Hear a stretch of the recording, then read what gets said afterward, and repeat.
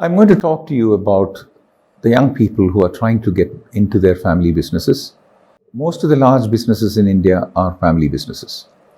They've been successful, they have their own culture, they have their own way of doing things. And now comes this young man with a lot of education or a lot of ideas coming into the organization, and it's creating a lot of problems in many family businesses. And there are two aspects that we need to look at, because you need two hands to clap. The very first thing is, from the young person's side, I would say 3 or 4 things which I find critically missing in many of the youngsters. One, you might have all the education, but you need to do a careful assessment of what does it take to manage the family business and have a realistic understanding of your strengths and weaknesses. All of us have strengths and weaknesses, and as I say, if you know your weaknesses, you're already a stronger man. So from that perspective, understanding clearly the strengths and weaknesses, and then looking at what is the appropriate role you could play in the business, in the family business, is important.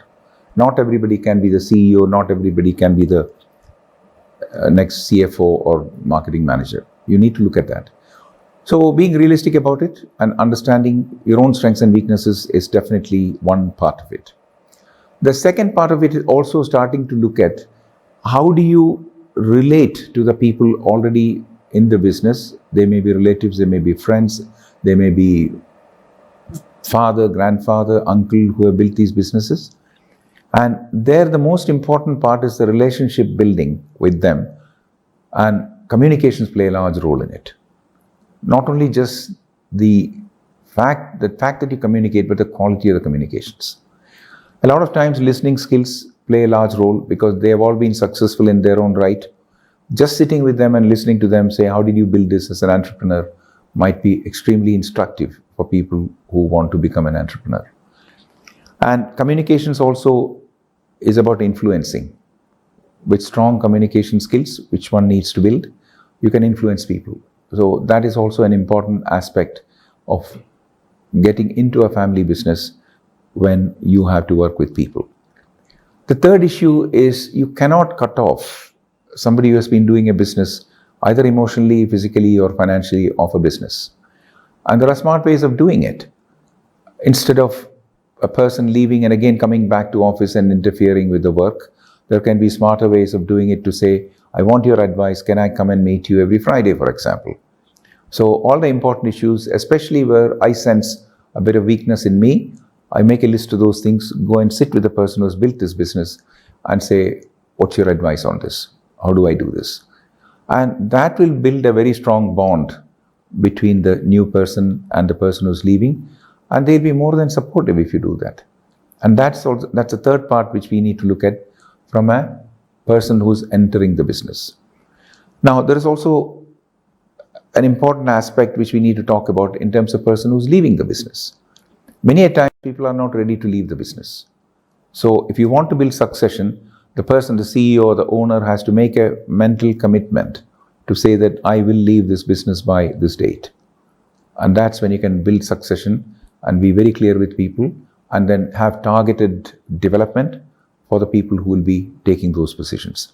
That is one part. And stick to that and actually leave the place. And that requires a lot of discipline.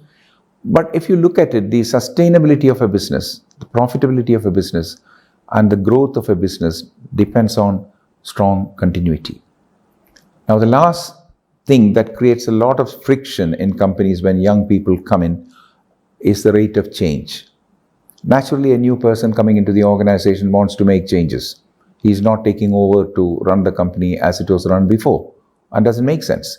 Technology has changed, markets have changed, products have changed. So it's expected that this person would make a lot of changes to put the company on a stronger footing.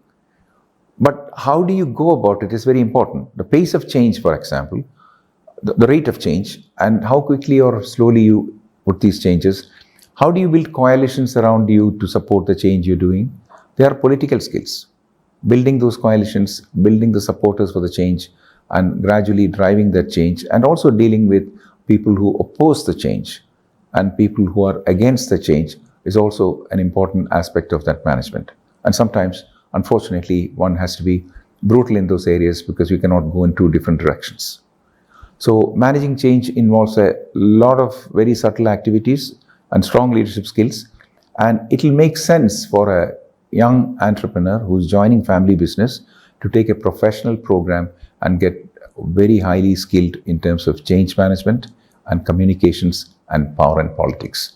That will make the difference, not the technical skills. Thank you.